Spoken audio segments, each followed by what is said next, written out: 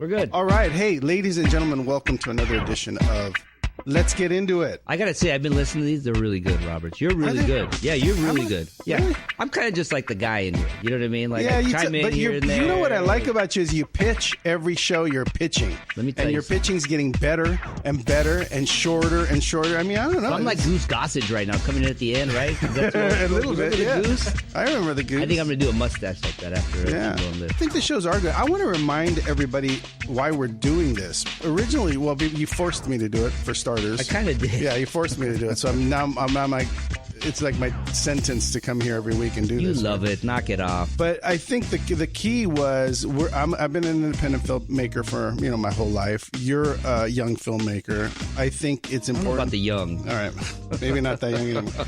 But I think it's important to tell your stories about how you get where you're going and that it's possible. Yeah. It also invigorates people's imagination, makes people realize, oh, if you have an idea, you have a goal, there's a way to reach it. And, today, dude, this is a very exciting day. It is. We've got Antwone Fisher in the studio, which is... Amazing story. It is an amazing story. I think when I met him, I was sort of in awe. Like I was really, because I had seen the movie, probably a few times I had seen the movie. I was a big fan of the movie. All my friends were fans of the movie. And then all of a sudden, I meet Antwone and I'm like, There he is. I can't believe this, right? And I've always wanted to work with him. And I've tried my best to get things going with him. Mario, him and I had a pitch that we developed. We didn't sell it. But we had worked together on it, and I always wanted to do something with him. And for some reason, it's just, as a producer, it doesn't always work out. Like you're not able to connect the dots on stuff, but super talented dude, probably one of the most talented writers of our generation. Yeah. And he's done a ton of movies, Antwone Fisher being the first, and we're going to hear how that happened. He did ATL for Will Smith, which, by the way, I love that movie too. It was a great movie. He rewrote Rush Hour. Yeah. Wow. We'll get into a lot of stuff. I mean, that's just the tip of the iceberg, my friend. There's movies that he's been paid to write that never got made. Paid is the key word right there. Now, does that make a difference? I don't know. We'll see. But tell us about your movie and what's happening with your $10,000 Good movie. stuff, Roberts. Really good stuff happening lately. Have you raised the rest of the money for the movie? I have. Is it still $10,000? It's still 10, but get a load of this. So a buddy of mine, the executive producer who backed me originally, we have a mutual friend out in Vegas, Italian guy from back east. He runs a big steakhouse and does all kinds of stuff. Great guy. And we've talked about films for as long as I can remember. We go in there, have steaks at the bar, drink. It's great. So my buddy's out there, the guy who EP'd this, and he hands the phone to this guy, and this guy goes, "I can't believe you didn't come to me, ask me for money." I said, "What are you talking about?" Because the EP of the show, I sent him some dailies, and he was watching it. He was sitting at the bar with this guy, and he turned it on. He started showing this guy, and this guy said, "What is happening?" He said, "Oh, you didn't hear? Tony's making a movie, and I gave him some money, and this is what he's doing." And they watched about 8 minutes of it, the rough first 8 minutes. And he said, "I can't believe you guys didn't come to me. I can't." Put Tony on the phone. So they called me. I said, "Hey." He goes, well, "What's the matter with you? Why don't you come to me?" And I said, "Well, listen, I only raised a little. I'm going to need some more." He said, "Well, I'm here." And I invited him to the set, and he said he's going to try to make it, but he's busy out there. That's one good thing. So, yes, I got the money. Second thing, I got another actor today, a pretty well-known guy, thanks to you, my friend. Who'd you get? So now I got Lilo Brancato, who I met last week, and we did a wardrobe fitting, and it was awesome, dude. Antwone, you know who Lilo is? Lilo Brancato? No. Well, Lilo was in A Bronx Tale, Crimson Tide, Renaissance Man. He was also the boyfriend in The Sopranos. Yeah, he's been. And then he went to Good. prison for 10 years. Yes. Yeah. I saw a documentary about him on a couple of weeks ago. That he produced. Wasted talent. Right, Yeah, that he yeah. produced. Yeah. But him, so you got him. I got him. I got Lopez, of course. Right. And then Lopez is playing Lopez in an interview. But I got Joey Medina, one of the original kings of Latin comedy. Yeah. Dude, he's very funny. And, he was an ex-boxer, too. Yeah, I had a conversation with him today. You set it up, Roberts, because I was kind of stuck because the guy that I was counting on to play that role, and it's a day, one day shoot him in, shoot him out, handful of scenes, but it's an important role. And the guy that I was the guy that I was shooting for, he liked it and he liked the script, but he couldn't. For some reason, his schedule didn't match up, and I couldn't pay him what you know what I mean. So he said, "I can't do it, bud." And I said, "Okay." And so I was like, "Damn, what am I gonna do?" And then you popped into my head, and then you set that up via text, and you got the guy. You know, yeah. Joey Medina is a great actor. I've used him on some stuff, and I'm always amazed at how talented he is because he's a comedian. He's an actor. He's a writer. He kind of does it all, but you forget that. You forget that about comedians. You see a comedian and you don't really picture them as actors. Yeah. But Joey's always done a really good job. I'm really looking forward to him doing that. Well, congratulations. Thank you. And more importantly, I told him that it was $10,000. Yeah. He said, "Oh, it's cool, bro." I said, I'm going to pay him, but Right. it's not going to be like. I appreciate that. Good for him. You know, how long did it take for me to text Joey after you asked me to connect you guys? Instantly. It was almost instant. It was right? almost. I said, "Hey, dude, I think I want to ask. Can you set up a meeting with Joey or something?" As you were sending the text, I think I texted back right away. I got a text saying, "Hey, Joe, this is Mark Roberts. I'm connecting you with Rod Riggs. He's doing a movie." Blah blah blah. You know what? So it was just like that, and then I jumped on it, and then next thing I know, I'm on the phone with him today. You got to have love in this business. I tell people all the time, Antwone. I tell people all the time. Don't be so precious about your ideas. Don't be like, "Oh, I can't tell you, it's a secret." Like, throw them out there, man. You'll come up with another one. If someone steals your idea, then obviously you had a great one. You'll come up with another one. You're not going to just have one idea. Yeah, you really do. I remember the first time I saw, I was in a producer's office and I was leaving the office and there was a guy in the lobby and he had his script in his arms. He was like holding it and he looked like he was afraid. You know, he was turning it in that day. And I was thinking, like, whatever dialogue you have that you think will never be written again, or this is no way going to happen. It's not going to happen. I want to introduce the very, very talented Antwone Fisher. Yeah, Antwone, come on, man. Hey, man, I hope I can do it again. Oh, dude, you're doing it. You're doing it. Thank you for being here. We have been friends a very long time. I consider you my friend. Yeah, we're friends, right. man. Come on. I concur. Just making sure. You've done studio movies. You've written studio scripts. You've done a lot of cool stuff. I want to go back to the beginning where Antwone Fisher started, because the story that I have heard and read is that you were a guard at Sony Studios before you were a famous writer. Is that true? Yes. Wow. Nice. How did that happen, though? I mean, how long were you working at the studio as a guard before you were able to get a script done, and how did it happen, and do you recommend it? Well, it was about 7 months I was working there. Now, I have to tell you a little bit about go back. My mother was 17 and in prison when I was born. I was born there. Took me and put me in a foster home. I stayed till I was 14.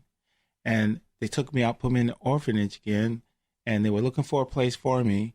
But no one, they told me, would take a teenage boy, so they put me in reform school. I stayed in reform school till I graduated from high school at 17, and then I became an emancipated minor, and I became homeless because I didn't have a family. But wait, what's reform school? It's like a detention center. Oh, wow. But all the other kids were there because a judge had sent them there. Oh. So I became homeless after that. And I saw a sign that said, "Join the Navy and see the world." So, I wasn't doing nothing else, just walking around in the snow.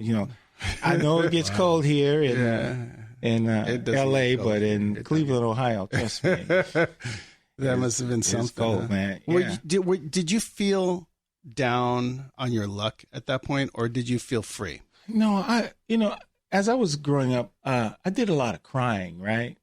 And what I found about crying earlier in life was that it always made me feel better afterwards. I would have different things going on, things I couldn't understand, things weren't explained to me, and it made me angry, and it also made me feel sad. But I discovered after I had cried, I remember one time I was crying behind the garage. I was back there maybe an hour and a half, and not just crying, but thinking. But when I left the garage, my eyes wasn't puffy anymore. And I walked down the driveway, I felt like I was brand new. Mm. I would set aside time when I felt the pressure was building up. It was the only thing I felt that I could do to control things. Right. It was hard. People, kids, I wasn't the only kid. When I got out onto the street, there were other, orphans that I had known in foster care and at the orphanage who were also turning 18 and had turned 18. And the pimps and hustlers and prostitutes, everybody was waiting for us because they knew every year around that time there was going to be a new group of foster kids that was going to be hitting the streets. Wow. This is how criminals are made. That's life, dude. Yeah. That's hard. That is. That's hard. Yeah, but and it went on, and it probably still goes on in some for sure. states. For sure. California, it has done some amazing things to help foster kids. Yeah. You can go to college, and that'll be a place where you can rest and get an education, and the state will pay for it. Really? Yeah, but you have to be ready, right, suitable for that. Right. So you signed up that day? I went into the office. It was snow on the ground, and they were packing up for the holidays. And they told me, you come back after the first of the year, we'll help you out. And then I explained my whole situation, and then they gave me an aptitude test and told me that I didn't qualify for any schools, but I did qualify to join the Navy. So they got me a room at a Holiday Inn in downtown Cleveland. And, dude, I took a shower and a bath and a shower. And because all that time, it was no place to right. I would go to the Case Western Reserve or Cleveland State. There was always young people there. And I would go into the men's room. I would wash my face, but you couldn't do a full thing. So when I got to that room, they're probably still cleaning that. Now, you get in there, you explain your situation, and I had to pass that first test, which was very scary for me because I thought that all the tests were over. I've always had a difficult time reading. I didn't know at the time I was dyslexic. And then those people where I went to school, no one ever tried to figure it out. Right. So I was always afraid to read. And when they told me I had to take a test, and I was like, oh, God, no, I'm not going to be able to make it. But I did make it. And the following day, a sailor came, knocked on the door and said, hey, you ready to go? Took me to the federal building, took a physical and some other tests. And that night, I was in Great Lakes, Illinois in boot camp. Wow. I stayed for 13 weeks until it was over, and they sent me to San Diego, your hometown. Yeah, that's right. I mean, look, I watched the movie, so I know it was a very positive experience for you. Mm-hmm. Yeah. You were able to see the world? Yes. So once you went through boot camp and were in San Diego, did they ask you where you wanted to go, or did they just ship you off? Well, in my case, because I didn't qualify for any schools, they would only give me the choice of which coast. And I said the West Coast. I grew up looking at the Jet magazine, everything. I saw palm trees, man. Yeah. I had to get out there, man. I'll get out here. I'm still out there. So it became your home. And then how long were you in the Navy? I stayed in the Navy 11 years. And during that time, I grew a lot. I developed leadership skills, and I developed, like when I was growing up, I was, I had this steady hum of fear. Like I was afraid all the time. I wasn't afraid like some people, like I try to describe how I would use crying to help myself emotionally. I saw the fear that I had as like a warner. Like I would always get a spike when there was something around that I felt like I needed to get away from the area. That's called growing up in the hood. Yeah, that's what it was. I have the same spike. Well, I know you do, but when I try to explain this to some of the audience that I talk to, they don't understand it. But you grew up in East LA, so I know you understand what I'm talking about. That's right. So, and I would always run. People would always ask me, man, why you run? I mean, you beat him up, man. Why you always running? Well, I was a foster kid, and if I got in trouble, they always promised me that they weren't going to back me, my foster parents. Who knows where they would send me somewhere else. So I was, run. I wasn't a chicken though. Right. If you ever caught me, right, you got to be ready. On. Yeah. Yeah, you got to be ready when you catch me. So you did. So you saw the world, and then at what point did you start thinking, I'm going to be a writer? I'm going to write about this I never stuff? thought about that because I had a difficult time reading. So how old are you when you get out of the Navy? I was 29. So you're 29. You still haven't thought about writing a book, a script, anything? I was writing poems. I like to write because I like soul music, right? And I just like the way that the songs would flow and the subject matter, how they made a story out of, And so I did like that. So I would write poems. And I, on this one ship, I was on USS St. Louis. I had a column on the ship's paper called it Sweet Mouth. Mm-hmm. And I had these poems. And then some of the guys on the ship would ask me to write poems for their girlfriends and wives. Oh, wow. So I would charge them like $10 and stuff like that. He was a writer. Yeah, it was a great start, right? Yeah. So at what point after you get out of the Navy are you starting to figure out that you're going to write your story? You know, I joined the Navy to get off the street. By the time I decided to get out, I was 29, and I wasn't afraid anymore. I didn't have that hum of fear anymore. I wasn't crying anymore.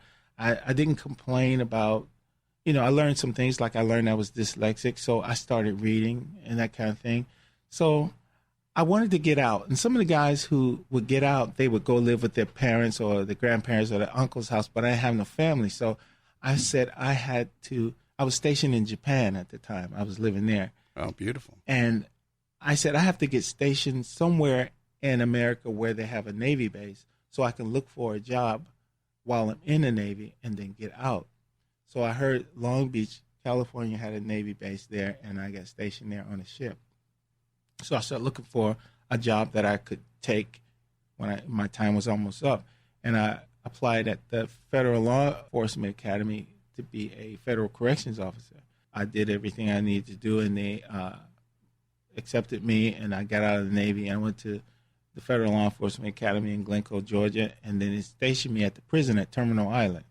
So I was there and for about 4 years, and I realized that it didn't suit my personality to be a prison guard. Right. Yeah. Wow, you were a prison guard. I forgot that. That's right. Yeah. And, you know, remember Jeffrey McDonald, the fatal vision killer? He was in the Army, and he was a captain, and supposedly killed his wife and children. And it was a lot of high-profile inmates there, and I was like their supervisor. Right. And so I stayed there, and then the stress of working there got to be much for me, and I kept thinking, like, damn, this is where I started. Right. I was born in prison. Now Right. here I am again. For the majority of your young life before you got into the Navy seems to be a pretty cool experience. Yeah. When you went back to your neighborhood or to visit your Yes. friends, what was that like? You know, when you grow up and you don't have anything but the kids you grew up with, right? So you don't have any family. You have fond memories. I had fond memories of Cleveland and my childhood friends. So when I came back to Cleveland, it wasn't a family I was coming to other than the family I had created for myself with the friends that I had made when I was a boy. Right. And so I went to see my friend, and I knocked on his door, and you know, when it came to the door, and it's like, Fish, where have you been? It's almost like I had just went down to the store and got a soda and just took too long coming back. You know? You've been gone for I've been gone for years, man. Years and years, yeah. Yeah, so they said, come on in. It's about 11 o'clock in the morning, you know. And I went in there. There's a bunch of people in there at a card table playing cards and a bunch of coins on the table. And I was just standing there watching, and then my mind started thinking, like, oh, I remember these friends of mine. They were on the scale of being dangerous about an 8 or 9. That's dangerous. They were dangerous. Right. You know, one of the cousins had killed the paper boy. Right. He trying to rob him and wound up killing him. And they're playing for nickels and quarters, dimes, and yeah. you are dressed probably pretty nicely. Yeah, I look like a secret agent. Right. A double chocolate secret agent, man. and you've got some money in your pocket. I had about $900, man, because I came to the city to bless some folks, man. But I had all the money in my pocket. Right. So And you were. Did your danger meter spike a little bit? that hum of fear that I had, it came back to me. I like how he put it. He said when he told me the story earlier. He said that that's going to be a long walk to the door. Yeah. Damn. Because I looked at the door and I was like, I can't run to the door. Then they're going to know something's up. Yeah. So you said goodbye. Yeah. You said your goodbyes. You know how you can talk to people and, Yeah. and take a step, and then 2 or 3 minutes go by, you take another step. Then okay. Next time they see you at the door, you say, okay, guys, I'm out. You had all these life experiences, and then I heard that Sony Pictures was hiring security guards. I didn't have wife or kids at the time. Didn't have anything other than my car, and I only had a few more payments. So I decided that I would leave my job. They hired me. So when I went to work there, I had never been in such a relaxed environment. If it was the Navy or the prison or just on the street, just really strict. Yeah. So I remember I was they call it lot patrol. So I would unlock doors for people, close stages, do whatever, catch people on the lot that aren't supposed to be on the lot. Right. And so my first week, they said, well, there's a producer in the TriStar building. It needs to get into his office. You need to go on the second floor. He's there waiting for you. So when I got to the floor, I could see him at the end of the hall, and I started walking. And then when he turned around and looked at me, he said, are you for me, young man? Mm-hmm. He said it as he was turning, like an actor. And it was an actor. It was Sidney Poitier. Oh, really? Oh. And I had never seen him, and I was shocked. He said, you got to open the door? Amazing delivery of that. I mean, you'd be... I remember there was an earthquake, and I was in the Capra building, and I was walking down the hallway, and I could hear Denzel's voice. I knew it was him because, I saw the movies. I'd seen him come on the lot in his car, but I never saw him, face to face. So I could hear him just talking about the earthquake and what was going on, and I was like, wow, it's a crazy place, Penny Marshall was, she come around the corner, and Danny DeVito. So it was kind of like being security at Disneyland. You see, Goofy over here. You love Disney characters. Right. You see them all there, right? And it was just relaxing, but so relaxing. I started thinking about my life. And when I was in the Navy, I saw a Navy psychiatrist who used to always tell me, Antwone, everybody's from somewhere, and one day you should think about finding your family. I'm sure they'd like to meet you. And I was always reluctant to even think about that because I had decided that I was in the world alone. It made it easier for me. Yeah. I saw my foster brother. His mother wanted to meet him, and he met her, and all he could think about was her. He got rejected there. He got rejected at the foster home. He's always getting rejected. And eventually it made him mean. He did a lot of things, and he wound up in Lucasville State Penitentiary for 18 years or something. Yeah. That's too bad. So I think it's because he wanted love. He wanted to be included. We were always excluded. And for me, I just accepted it. And I didn't understand that people were watching me and they were keeping reports like the social worker. And because I was never adopted, they allowed me to have my childhood records. And they said that I would accept everything with a fatalistic attitude. If somebody said, Antwone, this is where you're going to sleep, I would say, okay. I very rarely I would complain about things because I felt like I was already in a precarious situation, you know? And I think that I was a logical thinker as a kid. And I think that's part of what helped me. I remember my social worker had told me that my father was murdered 2 months before I was born. And there was an article in a newspaper called the Cleveland Caller-Post. It was the black paper in Cleveland. So I called them and asked them about the article. They said they don't keep those little papers, but if I called the Cleveland Public Library, they might have it on microfiche. So I called them, they looked for it, and they sent it to me.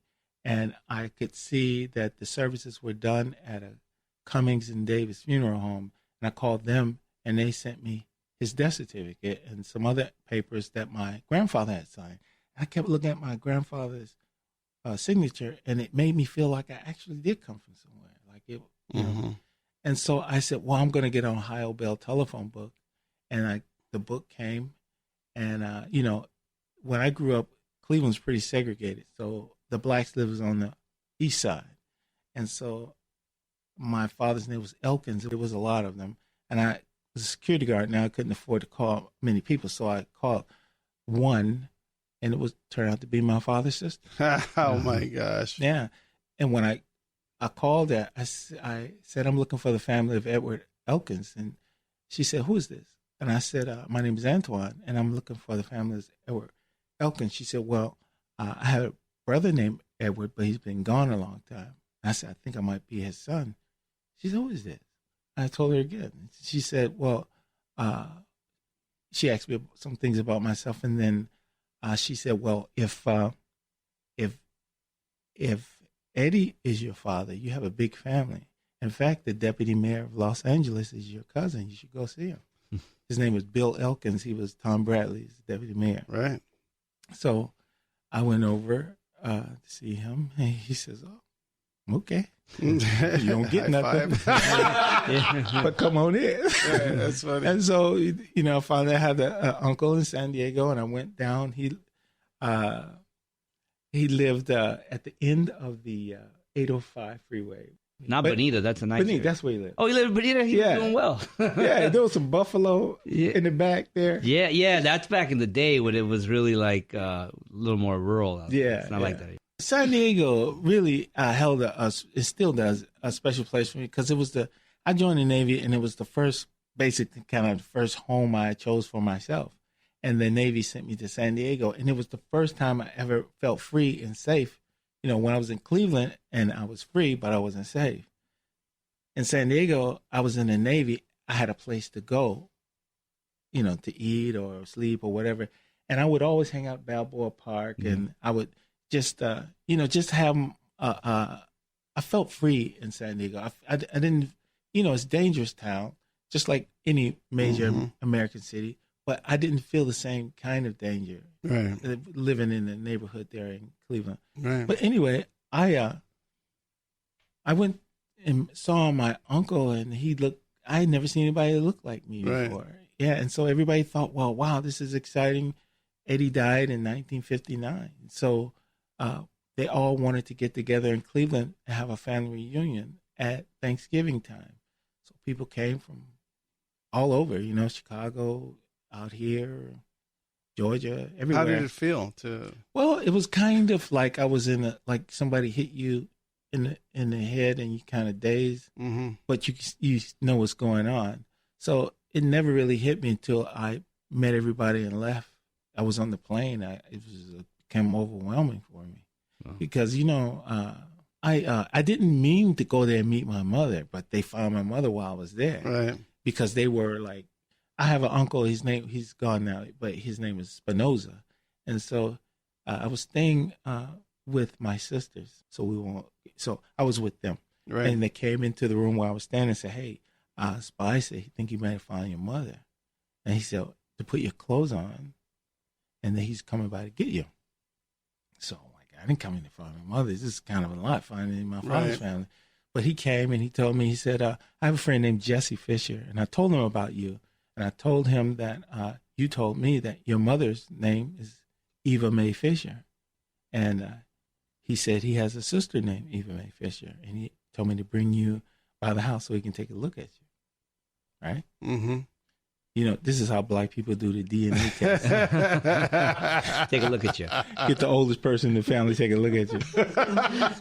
If they say you remember the family, you are. That's all that matters. Yeah.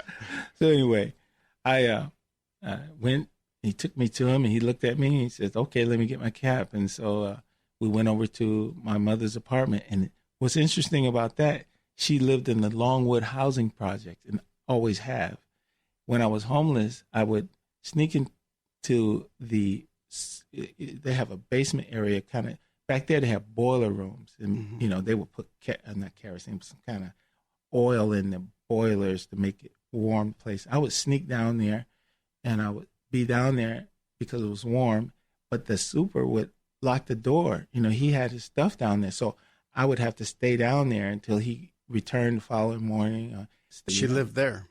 She lived in those Longwood houses. I was like, wait a minute, this is where I would come, Right. But anyway, first Jesse went in, then my father's brother went in, and I was behind them. And I saw this lady. She was stirring a pot. When you come in her apartment, you come into the kitchen, right? And so Jesse said, "Hey, Eva, how you doing?" And I was shocked. I was looking at her. I was like, "That's not my mother." Why is that? Well, I was thinking my mother looked like Beyonce. When you're a kid, you always think the best. True, yeah. You think, you always think your image of your mom had been probably ingrained in your head for years. Right? Diane Carroll, or something. Lena Horne, or somebody. But reality is I probably wasn't up to snuff either. Right. I could tell that she had a difficult life. You could look and see that she probably didn't make a lot of good decisions. And I didn't feel like she owed me anything. I didn't even feel like we were related. You know, the whole idea of having family still, whatever you feel about having family, I feel that now with my wife and kids, but growing up, you know, I didn't have relatives like that. So it just was like somebody I happened to be seeing. So Jesse said, "Who is that?" Pointed at me, and she said, "Oh, that's Johnny." He said, "No, that's Antwone Fisher." And she fell out, and it was like a really embarrassing because she knew my name instantly. She named me, right? Mm-hmm. And so my uncles, both of them, was trying to help her to the table, and I felt like it was my fault, you know, that she was going through all of this. And then my father's brother said, Spy said, "Hey, you know, maybe we should go, you know." And so we left, and then when I came back to L.A., you know, I couldn't leave because they weren't going to allow me to leave and go on this trip, my job, because I had just started working there. I didn't have any leave built up. Right. But when I told the security chief that my story and the reason why I wanted to go, he said, "Go ahead and go." So when I came back, you know, I had Barry Josephson and a lot of other studio executives wanted to talk to me. What? Who had told them your story? The studio. I mean, the chief. The studio chief walked around telling your story? No. Chief, imagine this. Chief sitting at lunch telling one person. Someone hears it. And then, wow, you know, this is a person who's on the lot. Which guy? Is one of the guards. And then, okay, one tells another story. It's a story. They feel like, wow, I never heard of a story like that. Not thinking about a movie, but this happened to this kid. Right. And so when I came back, they all wanted to meet me. Right. They wanted to say, and then they were, "Oh, this could be a good, make a good movie." And I said, "Well, I want to write it." And then they said, "No." Right. Because that's a horrible idea. Yeah. It's a horrible idea. You know, these are professionals. Yeah. These are filmmakers. So I'm a security guard. You know, like I have been hearing no my entire life. But one thing the Navy taught me is that, you know, when people tell you no, you know, doesn't mean that you can't do it. They may not have confidence, but if you have confidence, go on and do it. What did they say? I didn't even think people got paid. I didn't even thought that far. I just wanted to write it. Right. Were they like, "Okay, write it and let me see it"? No. They didn't make a deal with you. Did anyone make a deal with you? No, it's just like if you want to be an actor. A lot of people want to be actors. They come to Hollywood and say, "Oh, I want to be an actor. I want to star in this movie that you're making." Yeah. I'm like, no. Right. If you say, "Oh, I want to direct. I always want to direct, and I know I can do it. And I haven't done it yet, but just hire me to do it. Trust me, it's going to turn out all right." No way. "Oh, I want to write this story." Right. It's the same thing. So what did they say? No. And then, I went. Did it anyway. So I went to it was actually called Savons. Right. But they changed those names. But anyway, I went there and I got some legal pads and I started writing it by hand.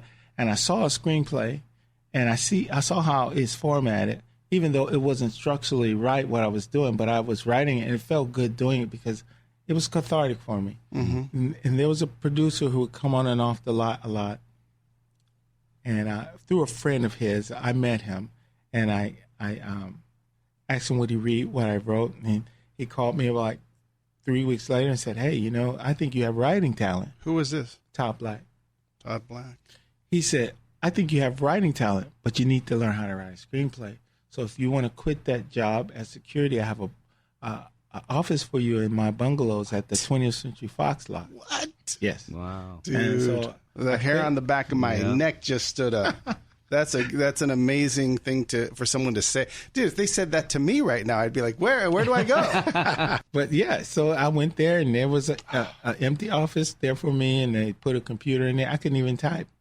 But by the time they got done with me, I try it, of course. You know, like, look, I had been through so much, and one of the maybe 20 things that I've learned for sure that is when someone sticks their hand out to help you or stick their neck out to help you, can't let them down. So I stay up all night, one finger at a time, misspelling words, a horrible speller.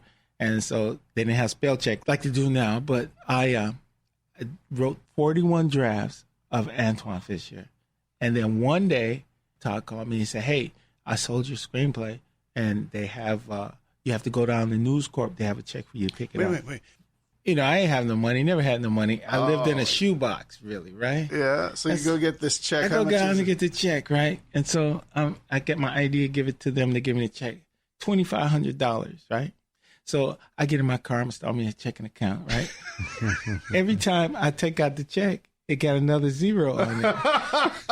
See, I'm dyslexic, right? You thought it was $2,500. It's $250,000.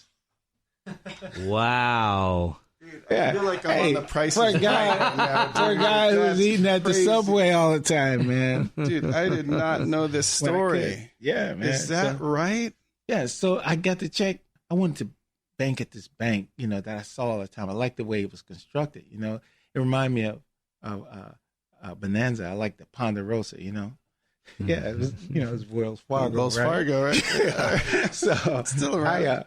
I went there, and then I kept looking at the check, and then and then I was thinking, oh no, they're gonna think that this is not my money, it's not my check, and so I had my hand in my pocket, I was holding on to the check, because like when you're having a dream and you dream you got money, you want to hold on to this money so you wake up, you still got it. Right. I was kind of make sure I don't lose this money, right?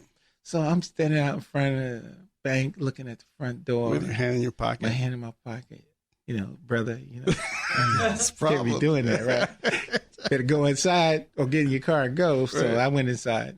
I told the lady, I said, I'm going to start a checking account. She said, okay, I'll be with you in a little while. Just hold on, sit right there. So about 20 minutes passed, and I got up, and I said, I want to, start a checking account. I have to go. She said, well, what do you want to start it with? And I put it out. Someone started with that. She said, is this your check? I said, yeah, it's my check. And I really felt like a rush of like blood, like anger, Yeah. because I never had nothing. And I earned this. Apparently the studio felt that I deserved it. Right. And why is this lady questioning me? Why? I didn't like it. And then I showed her my ID just to prove it. And she got my ID and the check and started walking Away. toward, yeah. I said, where you going? She said, I'll be right back. She come back with, like, you remember Mr. Drysdale? Come back with this guy. He's like all on my back and shit. I'm like, dude, come Mr. on, man. Fisher. Yeah. Thank you very He said, much for They had a choosing tray those of water. I got some water. I'm like, I don't mind what I do. But I really did have to go because I had to work. Right. I didn't know I could quit that day.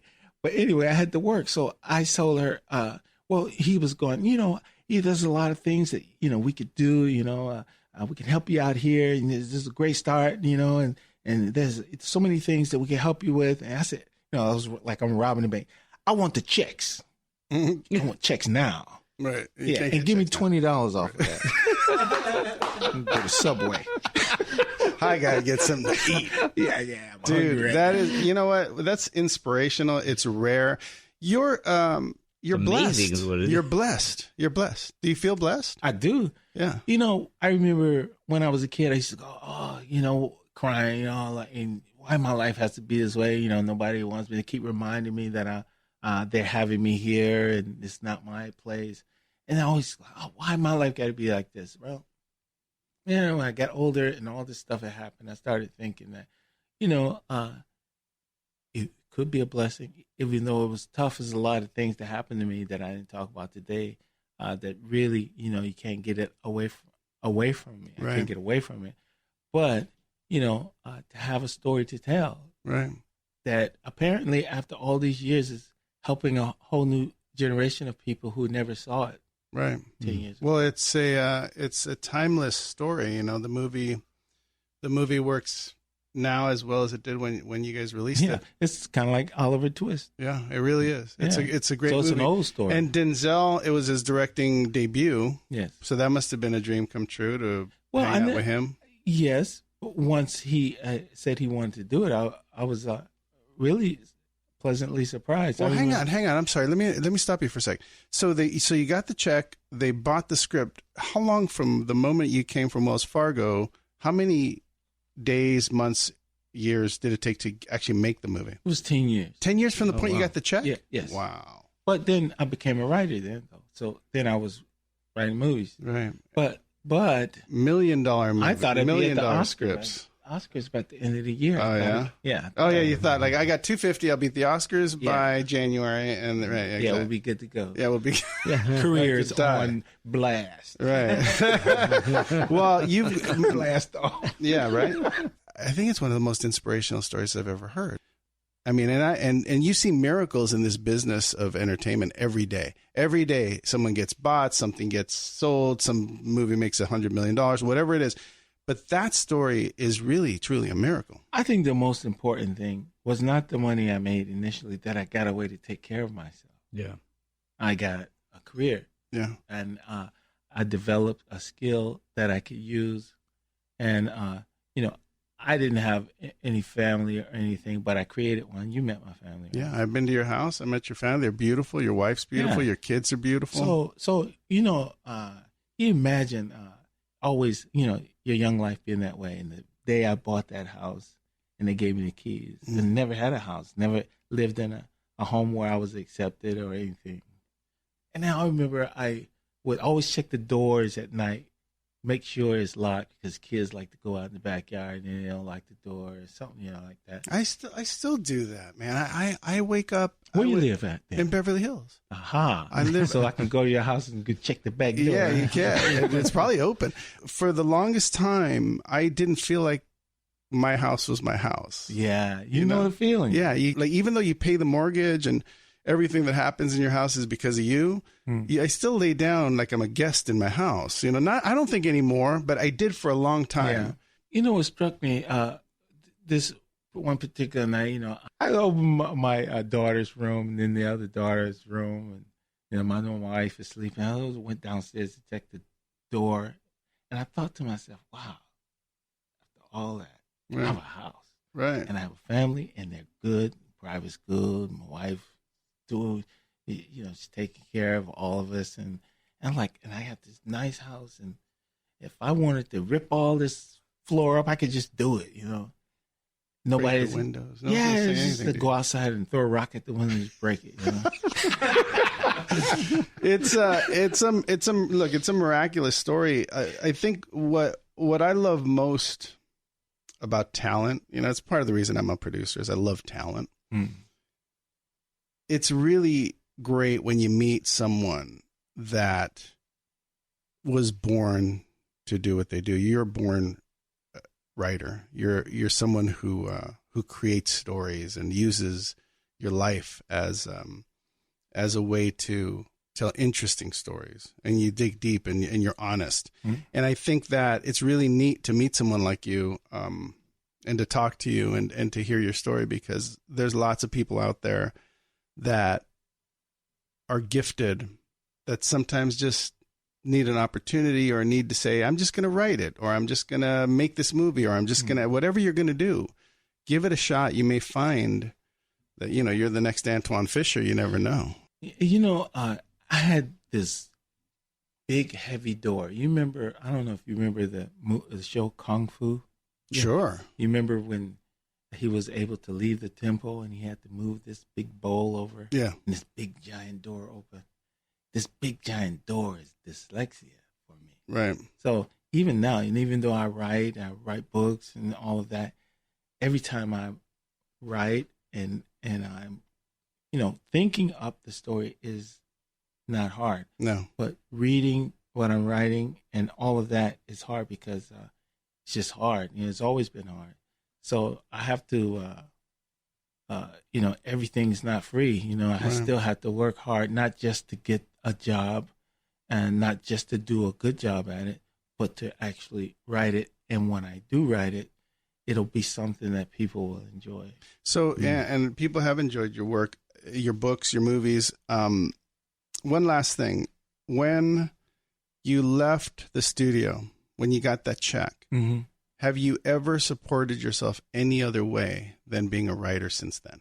No. That's amazing. Wow. For 26 years. And I haven't had an agent since 2000. Oh, man, that can't be the last thing. We got to talk about that. Yeah. Can we talk about that? Is it out of choice, or is it that you had all the right contacts? Sometimes you just have all the right contacts. You don't need an agent. I do have good contacts, and people like my work enough that they look for me specifically, and I think that when at the agencies, I don't fault them. They have a lot of clients, and sometimes it's not a lot of jobs. So I have to hope that when these jobs come through, they'll think of me. What if I'm at this agency or that agency? They're all sending people for this job. Right.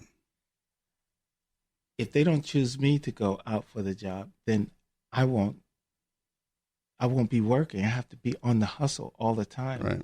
I have to write all the time. Well, we know how to do that. Yeah, I have to do it. And so I used to think that I used to be really angry about representation because I felt that they would represent me.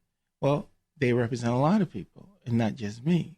Right. So, you drive by your agency and wonder if anybody's thinking about you today. Right. After you drop your kid off at the private school, right? That's right. If they're not thinking about you, you got to think about yourself. Dude, they're always. That's true. I think that's a good lesson, right? Yeah. Think about yourself. Don't expect someone else to find you a job.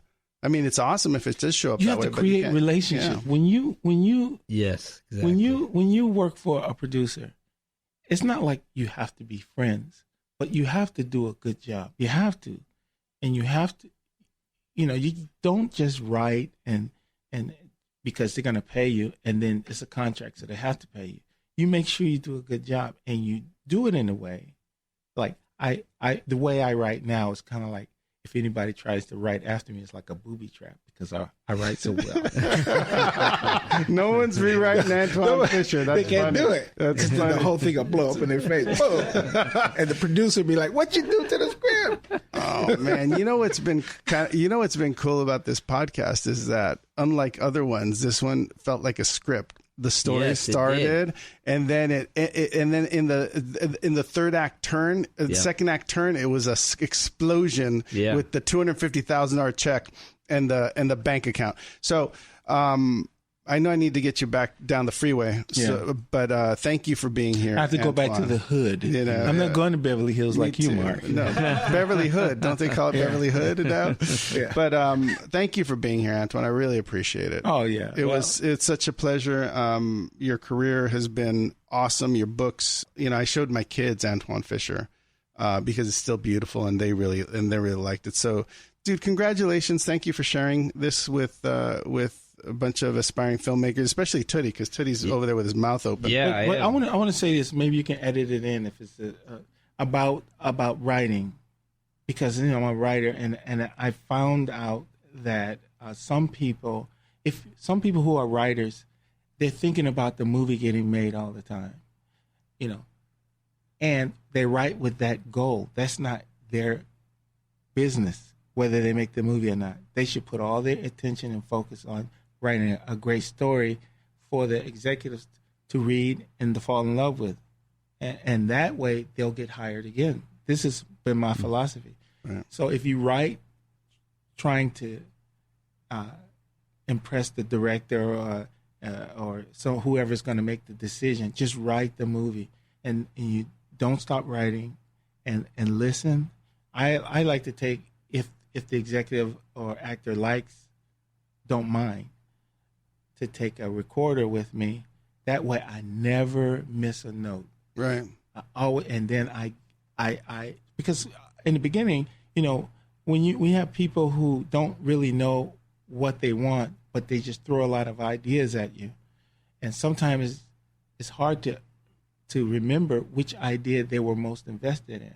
Mm-hmm. But when you record it, you can hear the whole thing and listen to it in the car, at home, and then I can remember. And they're so impressed that I remember all this stuff. Dude, I don't remember. Someone's going to listen. Someone is going to listen to this and hire you. What's funny is I had a meeting yesterday with this director who wants to do one of my projects, and he loved it was a short film. He wanted me to write it in the feature. I wrote it in the feature. He loved it, and we already have an actor who's playing the lead, which is great. And this guy is he's so bright, this director. He started changing it up, and I was trying to follow along with his notes, right? And so I did, and we did this outline. And it's a great story. little background on the guy. He started off as a photographer, then he went into videos, music videos, and now he's doing indie films. So you can imagine how his mind is in terms of directing, almost like fantasy and everything. Long story short, I had a meeting with him yesterday, which was like 2 hours, and I wish I would have had this podcast before because he went through a list of things that he was like, I love he's Argentinian, so he's like, I love the outline, but we need to do this, and I think this, and he was drinking coffee, and then something else would come to him, and then he would talk about it, and I pretty much at the end of the 3 hours, I said, okay, so this is what we're thinking. We're sticking with the base, right? We're sticking with the linear story about this, and he goes, yes. He goes, it's just when we get into these dream sequences, I really want to explore. You forgot all of it. No, I did. I kind of retained it, but I wish I would have turned my phone on because, and he sent me a text today, how we're looking. I was like, oh, shit. Well, it was actually 2 days ago. Even. Well, but I started working on it already. Hey, man, we got into it big time today. Thank you, Antwone. We'll see you next time on Let's Get Into It. That was great. Was I talking too fast? I was trying to get it not all at all.